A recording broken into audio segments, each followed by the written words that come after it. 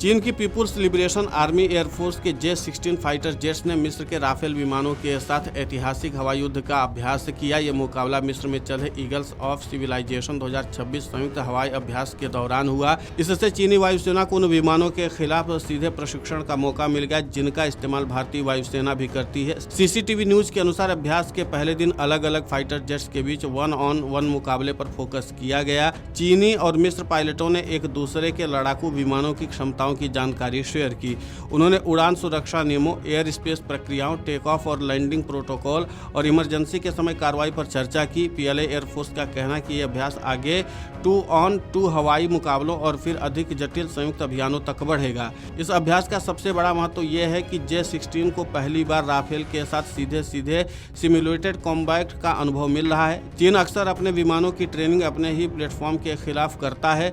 पश्चिमी डिजाइन वाले राफेल जैसे विमान के खिलाफ सुनियोजित हवाई युद्ध का मौका बहुत कम मिलता है। मिस्र के राफेल चीनी पायलटों के लिए बेहतरीन लक्ष्य साबित हो रहे हैं। इससे वे राफेल की उड़ान खूबियों, मुड़ने की क्षमता और रणनीतिक व्यवहार को नजदीक से समझ सकते हैं। चीनी एविएशन विशेषज्ञ वांग यानान ने ग्लोबल टाइम्स से कहा कि यह अभ्यास चीन को राफेल के बारे में जानने का मौका दे रहा है क्योंकि भारत और मिस्र इसके मुख्य ऑपरेटर हैं। इस युद्ध अभ्यास से PLA को यह समझने में मदद मिलेगी कि राफेल अलग अलग युद्ध में कैसे व्यवहार करता है और J-16 उसका मुकाबला कैसे कर सकता है। इससे चीनी प्रशिक्षकों और योजनाकारों को वास्तविक दुनिया का प्रशिक्षण संदर्भ भी मिलेगा। भारत इस युद्ध अभ्यास पर बारीकी से नजर रख रहा है।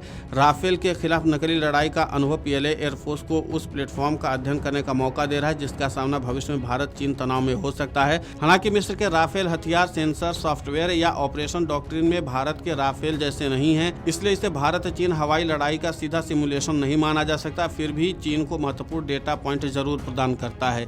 चीनी पायलट देख सकते हैं कि राफेल करीबी और सिमुलेटेड मुकाबले में कैसे प्रतिक्रिया देता है। PLA प्रशिक्षक इन मुकाबलों का इस्तेमाल J-16 के प्रदर्शन का आकलन करने, रणनीति सुधारने के लिए कर सकते हैं। कुल मिलाकर ईगल्स ऑफ सिविलाइजेशन अभ्यास सामान्य चीन मिस्र सहयोग से कहीं आगे है।